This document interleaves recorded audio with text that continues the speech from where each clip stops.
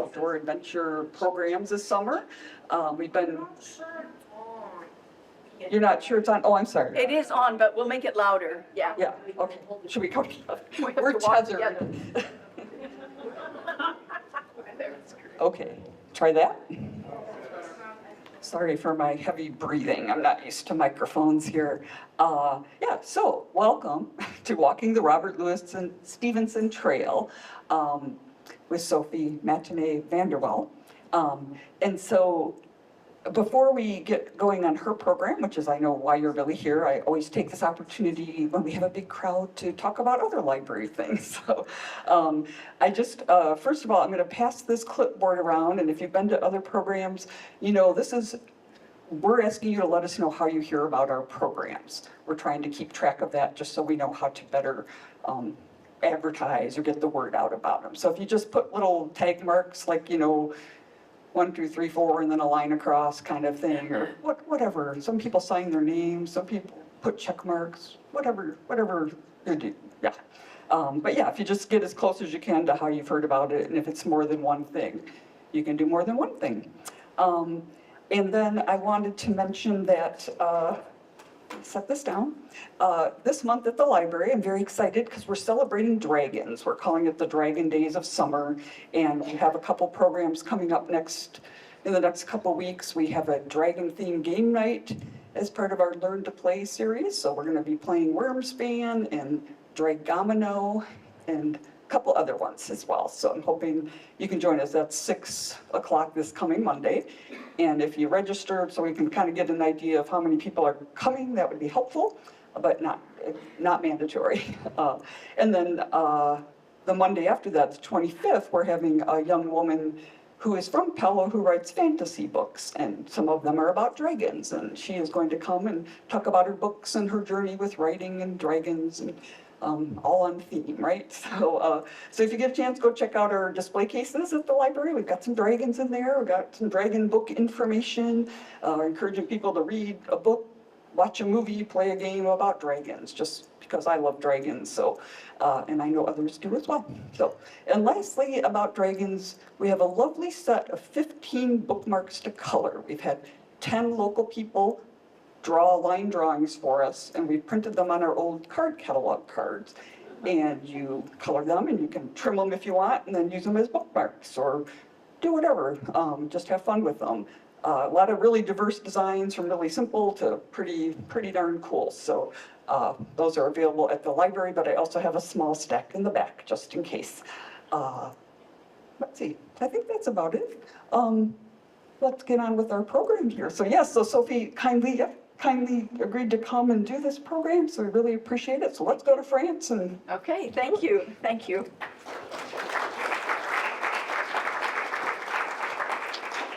So I know that many of you know me, but if you don't know me, for 24 years, I was one of the pastors right next door there, and retired 2 years ago. And one of our dreams in retirement was to do some long distance hiking. And so this was our first go at it. And you'll be surprised that we decided to do it again in September somewhere else, but you'll see. So let me just begin with that. And so this is Walking the Robert Louis Stevenson Trail in southern France, and I'll tell you a little bit more about why it's called that. This is a quote from Robert Louis Stevenson, and it's in French, although he wrote in English, but it was on a wall of one of our hotels, and it says, "I do not travel to go anywhere, I travel for the pleasure of traveling." And you'll hear a little bit more about that. But so the Robert Louis Stevenson Trail is also called GR70, and that's because in France there's a series of long-distance trails that are numbered. And so there's GR1, GR2, GR3, so forth. And the Robert Louis Stevenson Trail is GR70. And it starts in a town or a city, a little city called Le Puy-en-Velay in the north, and winds south to another town called Alès. The whole trail is about 169 miles. We did not walk the whole trail. We only walked half the trail. But the trail passes through some of the most remote and uninhabited parts of France, and two protected areas called the Natural Park, the Regional Park of the Mountains of Ardèche, and the Park of the Cévennes, which are two mountain ranges. It is very hilly. I would even say in some parts it's mountainous, encompassing remote valleys, deep woods, isolated mountaintops. And it is called the Robert Louis Stevenson Trail because in 1878, he walked it with a donkey in about 12 days, and then chronicled his travels in a book that my friend Larry Hoppel brought with him. I only have the ebook version, but it's a short book, and it's become a prototype of the travel book. And maybe some of you have read other kinds of travel books, but this was one of the first ones written. And this southern part of this region was also the heart of Protestant France, and I'll tell you a little bit more about that. So where is the Chemin de Stevenson, or this path of Stevenson in France? You'll see it's very southern, central France, Le Puy-en-Velay to Alès, and we only really did the southern half of that. There it is in much more detail with all the little stops along the way. So, who was Robert Louis Stevenson? He was a Scottish author and poet born in 1850 in Edinburgh, Scotland, and known as an essayist, a novelist. He wrote Treasure Island, he wrote The Strange Case of Dr. Jekyll and Mr. Hyde, he wrote Kidnapped, and maybe many of you might be familiar with his book, A Child's Garden of Verses. And of course, this travel book, Travels with a Donkey in the Cévennes. He was in fairly poor health most of his life. In fact, he had tuberculosis. And it inspired some of his travels, particularly to France, but he ended up actually in the Pacific. But early in his life, he went to France for the warmer climate. And at the age of 28, he fell in love to an American woman who was separated from her abusive husband. And they lived together for a time, but then she decided it was time to move back to the US. And he was so heartbroken by this that his parents made him go to France and do this 12-day hike in the mountains with a donkey. So this is what motivated the hike. There's Robert Louis Stevenson, handsome dude. So that's his parents encouraged him to take this pilgrimage, and that was the inspirations for this book. And now it's become a famous hike in France, kind of following in his footsteps. So here are my walking companions, and they're here tonight. Larry Hoppel, if you want to raise your hand, and my husband Steve, do you want to raise your hand? And this was the day we set out to walk. So Larry and Steve, anytime you want to interject, I'm just going to ask you to raise your hand, and I really invite you to do so. And then at the end, I'll ask you to say a few words.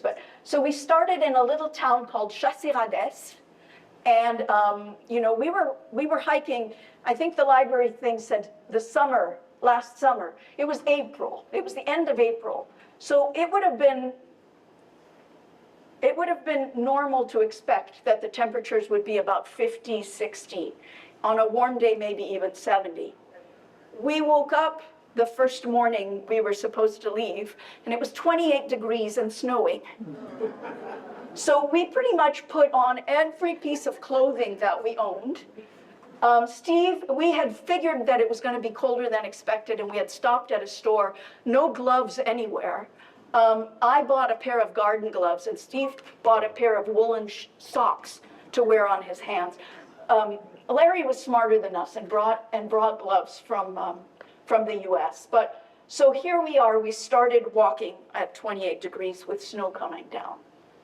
And that was the first day as we were walking, and I thought, oh, it's beautiful, I think we can do this. And it was, but it was cold. Let me think, what else do I want to say here? There we are. This is one of the kind of typical scenes of this trail. It's the viaduct of Mirandole, and we look like a pair of frozen people in front of this scenery, but I'll show you on a beautiful day. This is what it's supposed to look like. But we went along it, down the village, and then up the hill and up that mountain. Along the way, you'll see that there are quite a few signs or symbols along the way. Of course, a lot of crosses, and that's one that we saw. Another thing that you'll see is the trail signs. The trail is marked all along with red and white, and there's a picture later on that you'll see. And if you see this red and white sign on a tree or on a post or something, you know that you're on the wrong trail. And there were a couple times, the right trail. A couple times we turned the wrong way, and we stopped seeing those, and we backtracked and followed the red and white signs. Also cairns, and there's a picture later of some cairns that we came across. So, there's the one of the signs that's just on a fence, right? And that's the sign. I mean, the other great trails, the other GRs have different symbols. So this is the one that's unique to the Robert Louis Stevenson Trail. It was so cold that we had to eat standing up. Larry, I'm sure, is real happy that I showed this picture, but just to show you, we didn't even want to sit on the ground. It was that cold. And that was mostly the first day. And when we got to the top of the mountain, we came back down, and this was Larry and Steve, and we could see the first town that we were going to spend the second night, if you will, and after our first day of hiking. Don't they look like two happy campers? Our hotel is just a few minutes away. But let me just talk to you about accommodations, because we stayed in the gamut of accommodations. And just to let you know, we went with a company that made all these arrangements for us. So they made all the arrangements for hotels, and the hotels gave us breakfast and dinner. And they transported our luggage, so we did not have to carry our own luggage. We carried a pack about this big with what we needed for the day, which was mostly sweaters. And then what did they? Oh, and they gave us a GPS map that would kind of give us a sense of whether or not we were on the trail. So, but the accommodations ran the gamut from the first night we were in a hostel that was barely warm enough, if I recall. And we had showers in our rooms, but the bathrooms were in the hallway with everybody else, and you ate sort of family style with everybody. Then one night we were in a kind of a country hotel, very nice, but modest country hotel. We were in an old historic inn, and I'll show you that picture another time. We were in a place that Steve and I affectionately call the Khrushchev Hilton, because it's a concrete block hotel probably built in the 60s with about as much charm as a cardboard box. And then we were in an old farmhouse dating back to 1589.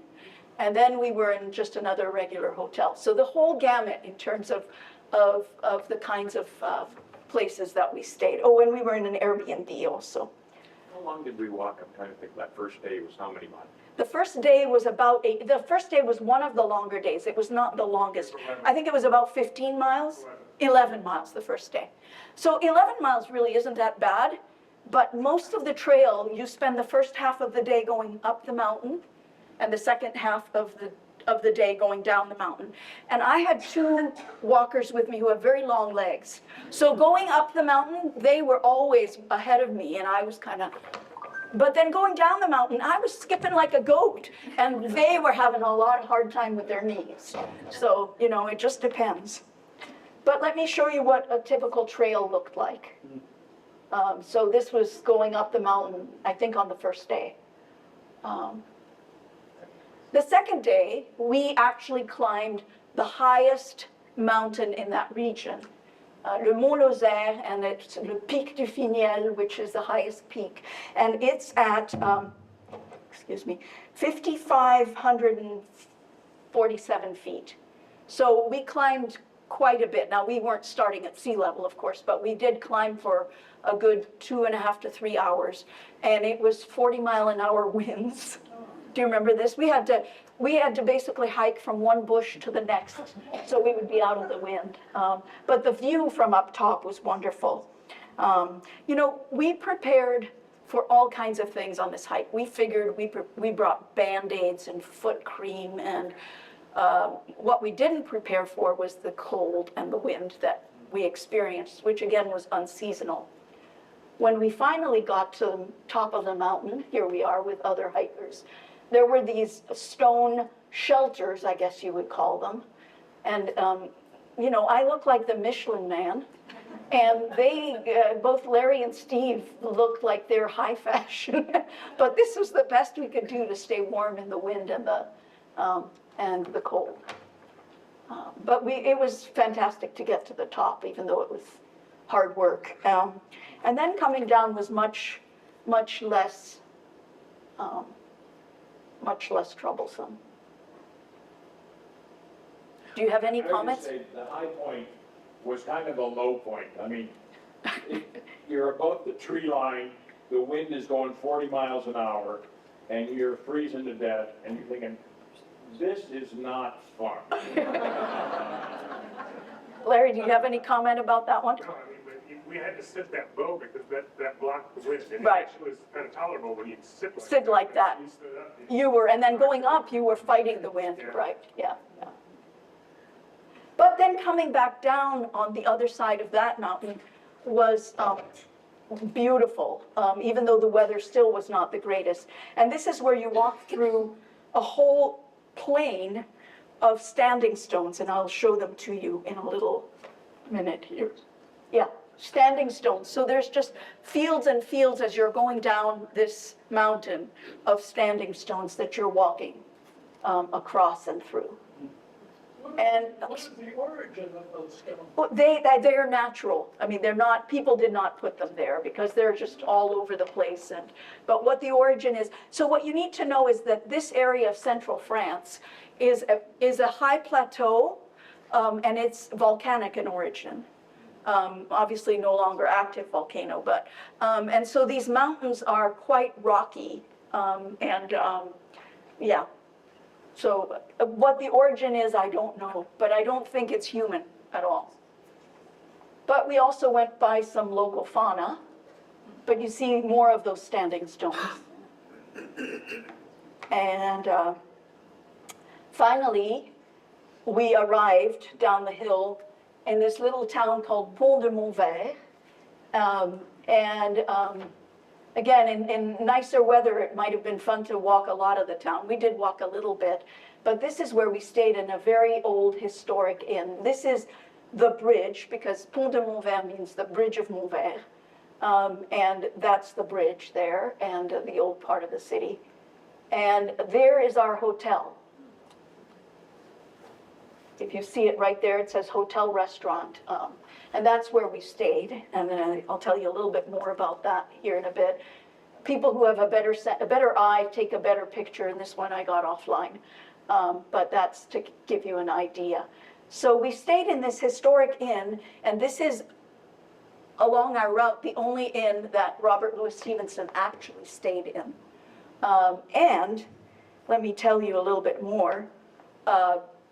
Larry actually got to stay in the room that Robert Louis Stevenson stayed in. And I think I've got a picture here. It says here, on the 29th of September, 1878, Robert Louis Stevenson made a stop here at the Auberge de Cévennes, and he journeyed across the Cévennes with his donkey, Modestine. So let me tell you a little bit more about this. He bought a donkey when he arrived in the north, where he was going to start his walk. And he walked with this donkey, and he named her, or maybe her name was already, Modestine, which means little modest one in French.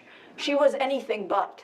And his story really is half about how stubborn and difficult she was along the way, but also his growing affection for her toward the end. But like I said, Larry, and I'll let you talk right now if you'd like, got to stay in the actual room, and I don't think the bed was probably the bed that he slept in, but the desk was the desk that Robert Louis Stevenson sat at while he was there. Why don't you say something there? Yeah, the rain shower was not original either. But, yeah, it was just a little tiny room, but it was like one of those things that I felt like there should be velvet ropes there, and I kind of half expected security come and haul me off later because it was inside the ropes. But it was really neat. Had a little window there and just a single twin bed, and then they had installed later the shower kind of in the back. But yeah, I just felt like I should be composing something profound, and I wrote emails instead. So, but yeah, it was fun to be there. He got to stay in the old part of the inn, while Steve and I had to go across the street and up four sets of stairs with our luggage to sleep in the, what would you call that room? Penthouse. The penthouse suite that had a window up to the stars, which was cool too, but it was not as quaint as this room. So you see there's the rest of the room with the bed, and right behind that little wall is basically the shower and kind of a bathroom. Quote you used at the beginning. Is painted on the wall. Yeah, the quote, and I'll have that quote back again. So anyway, so that was fun, and we ate dinner there, and had the weather been nicer, we would have sat on the terrace outside, which was right over the river, but it was just a little too cold. So we sat by the fireplace instead. So, and the next day we climbed again right out of town. And we went through what I would call moors. And there were, do you see that stone structure behind us there? Those are shepherds' huts. And, shepherds would come and they had a place to stay while their sheep were grazing on these moors. So there's Larry with the same view.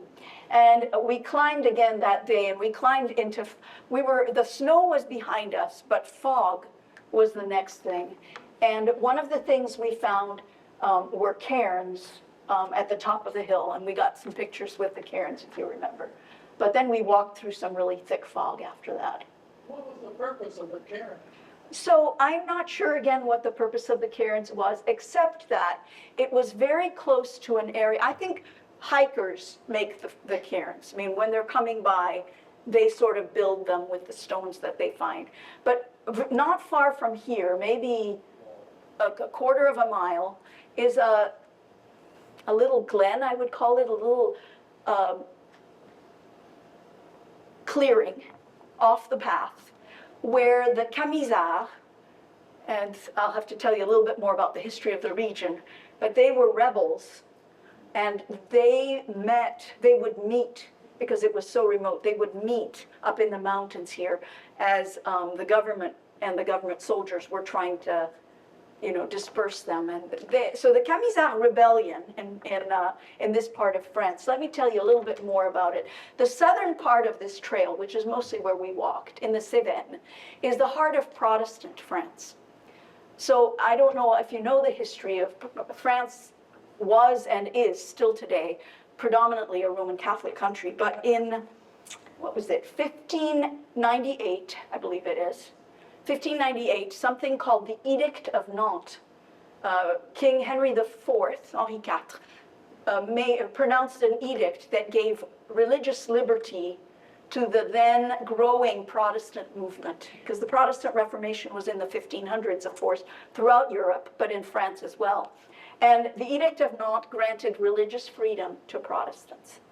And then after he died and King Louis XIV came along, 100 years later, he revoked the Edict of Nantes. So for about a 100-year period, Protestants in France were,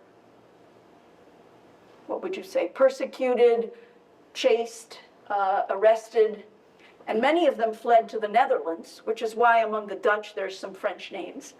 But also to England, to Germany, and some even came to America. And South Africa, yeah. But anyway, where was I going with this? This region of France, because it's so remote, became one of the few places where Protestants still hid. And it's known as the desert, le désert. And they would have outdoor services. Their pastors were in hiding. Many of them were caught and martyred and so forth. But so the Camisards rebellion is part of that. It was partly political, but partly religious, and they were rebelling against the government, the king's the king's men who were chasing them and so forth. So a lot of the history of this takes place in this area, and one of the places where they would meet regularly was right on this path. And I don't know that the cairns have anything to do with it, except that, you know, maybe, I'm not sure. So let me see, where are we here? So finally, after this day, we got to the next town called Florac. And we were unsure about walking 7 days in a row.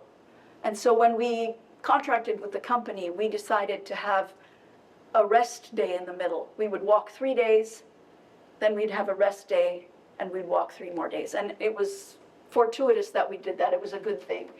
We were tired, we were wet, we were cold. So we got to spend 2 nights at the Khrushchev Hilton, which was okay. But anyway, so Florac is a thriving little city. But as you can see, surrounded by mountains, or surrounded by tall hills anyway. And we got to walk around the city. We got to eat a little bit. We got to, yeah. And there's a little spring. There is a little spring. There's a little river that goes through there. I'm speaking of green leaves. You can see it's. Yes, yeah. And so this is just us walking through town and through some of the parks around the town. It was starting to get a little bit sunnier and warmer. But Florac was a sweet little town. And then the next day, here's a Reformed church. So in these towns, you will find Reformed churches because, again, it's the heart of Protestant France, which is not that common in other parts of France. You might in big cities, but not in small towns so much. So, Église réformée de France, which means the Reformed Church of France. Next day, rain. And Fortunately, on this rainy day, it was our flattest walk. So we made do. Fortunately, we had brought rain ponchos, and we walked along the path. We walked along a ravine that had a river going through. And we got to our bed and breakfast. But again, it was still quite cold, wasn't it? Yeah. I remember just getting into bed just to warm up that afternoon. Most days, we started walking at, did we start about 8 o'clock? Sometimes I think maybe we should have been smarter and start a little later when it's a little warmer, but I don't know that it would have made that big of a difference. But we started about 8, and we never got anywhere any later than 4:30, would you say? We were never there, yeah. So, I mean, I think when you have all day to walk, the shortest walk day was probably 7 or 8 miles. The longest walk day was an 18-mile day. So that's a long day. But again, if that's all you're doing all day, you're not, you don't have to make dinner, you have to eat your picnic somewhere along the line, but you don't have to do anything else. You can do it. You just take it in little bits and bites. There we are at that hotel. And then so that night it rained so hard that the trail was closed. They just said it's too muddy, the risk of falling is just too big, so none of the walkers could walk. One of the things you'll learn when you walk long distance walks like this is that there are people who are doing the same thing as you. So even though you're not staying in the same hotel, or you don't leave at the same time necessarily, somewhere along the way, you will meet the same people on the path. And so after a while, you get to know them, would be a bit of a stretch, but you could say hi to them. There was one young woman on our second day walk. She had just turned 40. And for her 40th birthday, she decided she wanted to do this hike, 7-day hike. So she asked her mom to come and stay with her kids, and she was hiking. And she was younger than us and a little more sprightly. But I did walk part of the way with her and just kind of learned her story a little bit. So that's the nice thing about doing something like this. That day, because the trails were closed, we asked the company that was transporting our luggage if they would transport us to our next hotel, which was this 16th century old farmhouse. And we then called a taxi and went into another town, the last town that we were going to end up in, and spent the afternoon in a museum. because we couldn't walk, it was too rainy anyway, and you know, you just have to learn to make the best of it. So that day, we got another day of rest in a sense. But this was a 16th century farmhouse. It's called Le Domaine des Maroules, and it's a couple from Paris who about 8-10 years ago decided we don't want to live in the rat race anymore. They came, they bought this place. He does a little bit of farming. The main economy, this is going to crack you up because it's not rich land. The main economy back in the old days and even still today is chestnuts. So they grow a lot of chestnuts. So these people do some farming, not farming, but they do some growing of vegetables and so forth that they sell at the market, but they also have chestnut trees that they harvest. And then I don't know what else they do for work, and they restored, that's where they lived. And then they have 2 Airbnbs, that's where we stayed. So the grounds are beautiful, but again, very hilly, as you can see. And that's inside the kitchen dining room area. And I don't know, what were you doing, Larry? Trying to see. You were trying to see, it was dark in there. It was dark in there, not very well lit. But Larry had a bedroom downstairs near the bathroom, and Steve and I were on this level with twin beds. And but again, it was kind of quaint and you know, old. There we are, and that's where it says 1579. So just to give you a little, that farm was built, or that building was built in 1579. The Mayflower didn't land in Plymouth till 1620. So when the Mayflower arrived here, that place was already like 40 years old, right? Anyway, so that's kind of, and there it is where it says 1579. And that's our last town, and that's the hotel we stayed at in the last town, Saint-Jean-du-Gard. We did not go further to Alès, we stopped here. Traditionally, that's where you can stop, although you can also go further if you wanted to. But and this town, we walked around it. See how engorged the rivers were from the rain? And there's a fountain with a picture of Robert Louis Stevenson and his donkey. I don't know if you can see him or not. It's kind of hard to tell maybe from a distance. But, you know, Robert Louis Stevenson, in a sense, put this region, which is a little bit remote, a little bit on the map. And so now this trail has made people come here. So what are some things that I learned? And you can come later and look. I've got a couple of guidebooks. This is what French old mile markers looked like. And so as at a tourist trap store, we bought this as a souvenir, as well as a little tin cup that has Stevenson and his donkey on it. But so what are some learnings, or what are some things that we kind of learned from this? To walk it is really to see it.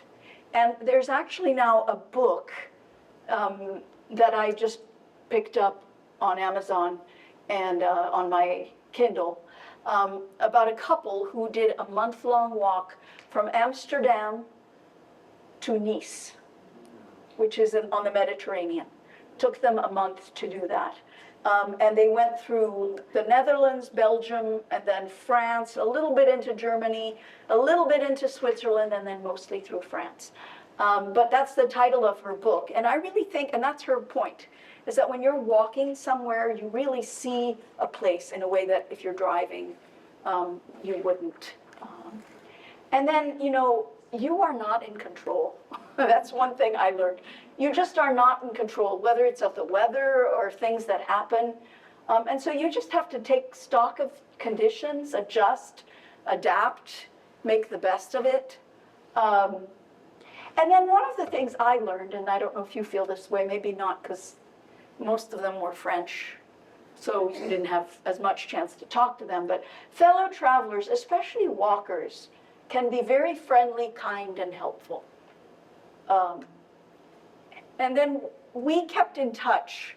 Every night we sent an email to a list of people who asked us to be on their, to send them an email. So we had a big list that included Larry's family and our families and friends, and we would write, and my children said, would you make sure Larry writes more often than you do? Because he's a lot funnier than you. But at one point, our son wrote back to us and said, you're having type 2 fun. Anybody know what type 2 fun is? So I said to Revy, what is type 2 fun? He said, type 2 fun is when it's not at all fun while you're doing it, but it's a lot of fun to talk about it afterwards. And that's really what we did. We had a lot of type 2 fun. There were times when we were walking and our toes were cold, or we had to eat standing up or whatever, and we were thinking, But now I look back on it fondly. And I really mean that, to the point, like I said, that Steve and I are planning to do another 8-day hike in a month. This time on the borderlands between Scotland and England. And it's called St. Cuthbert's Way. And St. Cuthbert was a monk who was the abbot of a monastery on the holy island of Lindisfarne, right off the northeast coast of England. And so there's this hike that we're going to follow. And Steve has told me that if it's cold and rainy again, next time we're hiking in Italy. So I'm going to ask you guys to talk a little. Do you want me to use? Oh yeah, I'll give you the mic.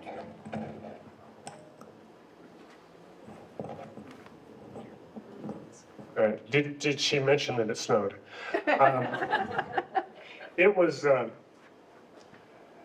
it wasn't nearly as miserable as she's making it sound. Honestly, I had a ball. I mean, I've been to Europe once, and that was 30 years ago. I'd never been to France, and we started out in Lyon, where Sophie's parents lived, and saw that, we'd always hear in church that, oh, Sophie and Steve are back visiting their parents in France, and you kind of have a mental image of what that was like, and then see the house they lived in and stuff. It was kind of neat.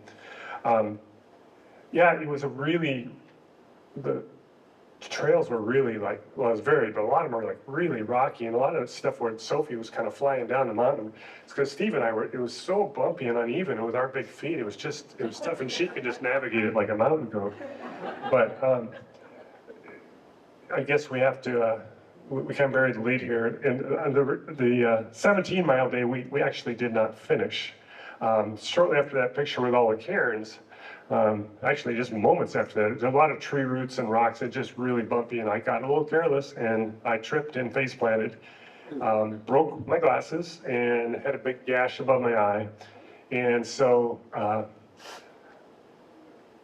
fortunately, I wasn't knocked out or anything, but kind of bleeding, I guess, and couldn't see. And fortunately, Steve had a backup pair of glasses, which I've since acquired 4, but didn't have backup glasses at the time, and so he gave me his, and their prescription was fairly close, so I could kind of stumble along.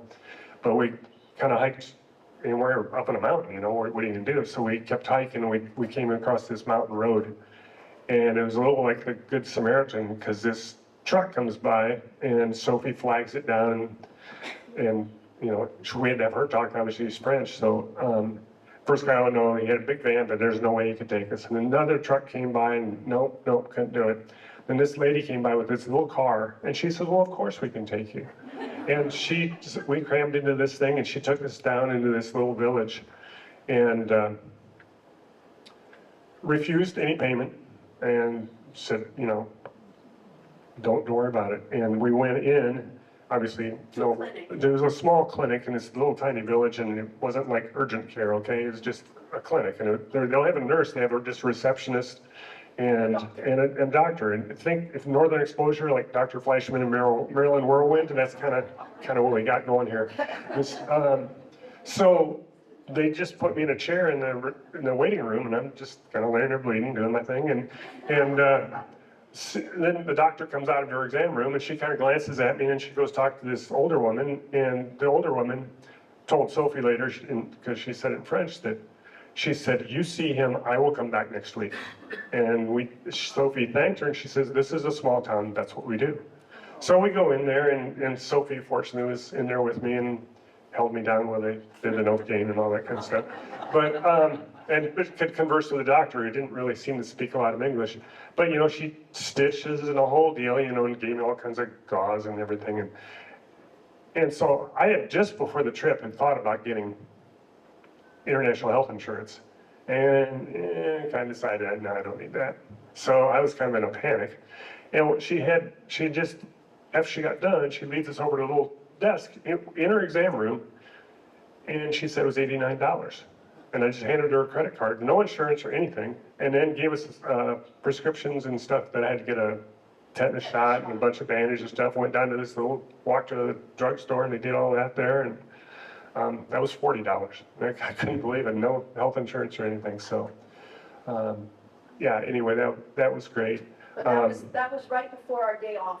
So that was fortuitous. I mean, Yeah. if you had to fall, that was the right Yeah. day. Although I wasn't, I could have walked the next day. I wasn't bad. But anyway, so we never did figure out if we could do the 17-mile day or not. But yeah, and then the Museum of the Desert was really interesting. Of course, you're traveling with two pastors, so we go to a religion museum about the Protestants, and it wasn't Six Flags, but. But actually, it was really interesting. I enjoyed it, and I'm originally Lutheran, and a big picture of Martin Luther in there, so I kind of like that. But and then I guess I guess I'll also talk about that 1579 thing. That was just so cool to think that building was built 15. I mean, it was all these stone floors, and kind of where I was at, the floor was kind of uneven because it was, that's what it is. Just put these stone floors in, and just.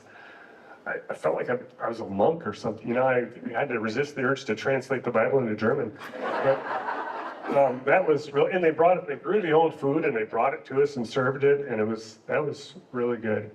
And then, yeah, I guess the nice part is it did then after all the torrential rains and that kind of stuff, we spent some extra time in Nice where Sophie has an aunt. And our motto through the week is, it will be nice in Nice. And it was. I mean, that's the French Riviera, and I got to see the Cannes, where they do the Cannes Film Festival thing, and stood on the steps there. And then Nice is right on the Mediterranean, and so it's a beach town, basically. And so we stayed right within blocks of the beach, and that was nice. And then she took us into Monaco, which that was amazing, and seeing Russian oligarchs and a lot of mafia. So. But anyway, yeah, I had a blast. It was wonderful, and they were so gracious. And Sophie, oh my gosh, just if you want to travel, just take her. I mean, not only does she know French, but I mean, she just had everything. Or I didn't have to make a decision the entire week. It was just wonderful, and I'm not proud about this. Miss Bossy Pants? I'm not proud of this, but I will admit it. My fingers were so numb at one point on the trail. I had to have Sophie tie my shoes because I could not move my fingers, and I think she provided that service for anyone, but anyway, she did for me. So yeah, it was a great trip. So I don't know, Steve, what do you want to add? Yeah, go ahead and say something. About not having to make one decision the whole trip. John Witt, I recall somebody calling me Miss Bossy Pants on a trip once. Yeah. Guilty as charged. I don't know what less to say other than, I do think, obviously the weather was unusual and we probably went a week or two too early. Yeah. But, when we're out there, all these people are saying, in the summer, they're just hauling people off those mountains that are cooking and dehydrated and all this kind of stuff, and it's so hot up there, and you think, wow, that's almost hard to believe. But so maybe we were a week or two early, but it still was unusual. But I think what you're hearing, and this is really true, is you just see stuff at such a slow human scale, and you meet people and you eat delicious food and you stay in places that are 400 and some years old. And those are the memories we have, eating dinner with these three French guys and talking about rugby with them, and just conversations. It's just such a human scale way of traveling, I guess is what I remember. And really, pretty good food too all along the way. Yeah, really. So in French it's hard to find bad food, but we found good food. So anyway, just the little stuff makes it worthwhile. Yeah. So I wanted to close with that same thing where Robert Louis Stevenson said, I do not travel to go somewhere, I travel for the pleasure of traveling. And if you are at all interested, Travels with a Donkey in the Cévennes is the story of his 12-day hike with Modestine on precisely these roads. And, he writes like Robert Louis Stevenson, and he also talks about some of these encounters he has with people, some nice and actually some not that pleasant, if I recall. But, he stayed at an old monastery, he did this, he did that, and I would just say if you're at all interested. So. Just on that, people still do it with donkeys. Yes, you can rent a donkey. You can rent donkeys and You can often rent a as donkey. you come I into had town. two, so I didn't have to.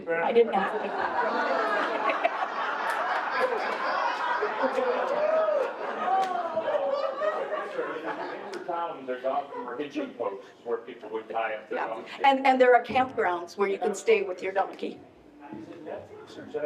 There's a terrible French rom-com set on this trail. So again, it's about, some young girl having an affair with her boss and she's supposed to meet her on the trail. But so the movie is terrible. But if you want to get a better sense of kind of this area. Of the I can't scenery. remember what it is. Oh, it is. It's a terrible rom-com, but we did watch it just so we have an idea of what kind of terrain we'd be going through, except we didn't realize how mountainous it was. So, are there questions? Yes. What do you do with the donkey? Just lead it along? Yeah, I think the donkey carries your pack. Yeah, the donkey carries your pack, and if you read Stevenson, Modestine was so stubborn that there were times he had to pull her along. I hope that the donkeys you rent wouldn't be that way, but yeah, the donkey is there to kind of, yeah, carry your stuff mostly, yeah. Yes.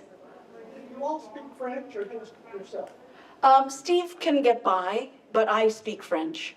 Steve gets by a little bit. Larry, you don't speak any French, yeah. Okay, and what was the cost of your arrangements? So I'm trying to remember per person. Do you have a memory of it? So this would be like 7 nights in hotels, breakfast and dinner, and I'm gonna say it was somewhere in the ballpark of $1,700 per person. Is that about right? Yeah. 15 to 17, I can't remember exactly. But so that's all the hotels. That's also transportation of your luggage. That's meals, except for your lunch. And then it is also, I guess they're there to, if you were to have any major trouble, they would be there to come and rescue you or whatever. We never really needed that, but, and then they give you, like I said, an app. And I found the app very helpful because it showed the trail and then it showed where we were. And if we were off the trail, we could tell that we were off the trail. One time we kind of took a little bit of a detour. Do you remember that? Was going up the mountain, up the really windy mountain. And within 10, 15 minutes, we realized, oh, we're off the trail, we need to go back. And then and then there were people going up, so we knew we were on the right trail. Other questions? Did you have cell service? So we bought eSIM cards and we didn't have cell phone service, what we had was data. So we couldn't make phone calls, but we could, so when Larry fell, actually, a young man lent us his telephone. Do you remember that? Because I called for a taxi to come, but the taxi was already on an errand, and so said I won't be there for about an hour and a half. So that's why we did the stopping of cars. And then I called back, when we were at the doctor's, I called the taxi back and said, please don't go up the mountain because we're here now. So we didn't have cell service, but we could send messages and that sort of thing. Yeah. I think if you wanted to, if you wanted to pay Verizon or whatever carrier you have, but we were too cheap to do that. So you chose that trail because Stevenson did. How did Stevenson choose that trail? That's a really good question. And do you remember if it says in the book? So here is what it is. Scots are Presbyterian, right? They're Reformed in that sense. So there's a bit of an affinity between the Scots and this region of France, which is more Protestant than the rest of France. So that may be it. I know that Stevenson spent quite a bit of time on the Riviera. So he was familiar, I mean, he would come to southern France because of the climate. But why this particular trail, or whether there was much of a trail, I don't know that. But the Scots and the French have always liked each other and not liked the English. Sorry, Daryl. It's all right. But I think his parents are the ones who kind of insisted that he do this. So whether they made arrangements for him, but in the book he tells the story of getting there, and he made himself a bag out of, do you remember what it was out of? A sleeping bag, right? And he bought some fabric to make a sleeping bag, and then he tried to put it on the donkey, and it was way too heavy for the donkey. And I mean, he bought the donkey, and then at the end of the trip, he sold the donkey. And was he not very nice to the donkey at the beginning, or is it somebody else who was not very nice to the donkey? And then there was some conversation about anyway. But yeah, why that trail, and whether there really was a trail, I'm not sure. Yeah. How did you arrange your lunch then? You said they didn't provide you lunch. Yeah, so the place where we stayed the night before, we had to go to a store and buy food, and then we would transport. So yeah, this is the pack I carried. Not very big. But big enough to put food in and water. You have to bring your own water.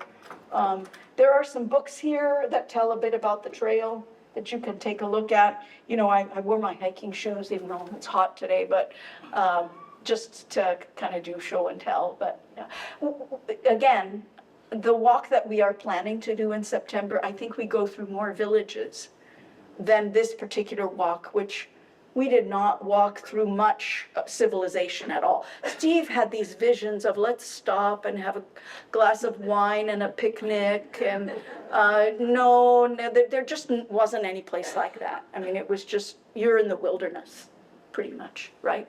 Were there other Americans, or were there other mostly? We ran into some British people, Canadians. Do you remember? But I didn't see any other Americans. Now, it wasn't high season. Really, I think the best season to go there, they say, is June and September. But it didn't work in our schedule. And they said, don't go in July and August because it's way too hot. And I think if you go in those seasons, you might see more Americans. You might see more foreigners. I do think there was a Canadian couple, or mostly it was French people. Any other question? Yeah. Is the trail you're going on next flatter? Or is it? Yeah, I think it's not flat, but it's not as steep. And it as opposed to this, which is rocky, right, kind of drier country. This is northern England, so think Yorkshire moors, more like that. So I don't think it's flat, though. We will be going up and down. And the last day, we are actually crossing the causeway to the holy island of Lindisfarne at low tide, which means that you have to time it exactly so that the tide is going out while you're crossing, not coming in. And so, there's a whole thing they told us that you have to be very careful about and make sure that, so our last day is a very short walk because we want to be sure that we're there at exactly the right time. Yeah. Are the lengths of days about the same as far as hiking, or? This next trip, you mean? Yeah. No, I think we have one 18-mile day, but then there's shorter days, like 12 miles, 11 miles. Oh, yeah, that's real short. Yeah. But remember, you have from 8 to 5 to do that. So. How did you pick your second adventure? How did we pick St. Cuthbert's Way?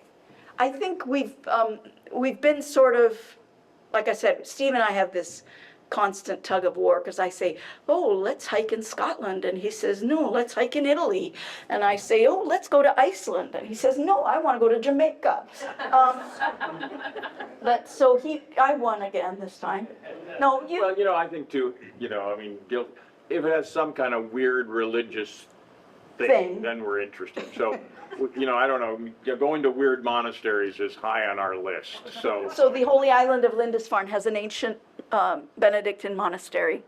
And that's where Cuthbert was a abbot. And so there's all that history around it.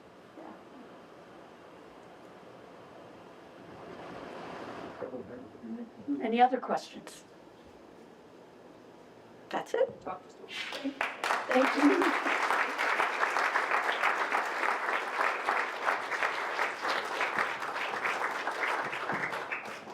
How do I turn this off? Yeah, there we go.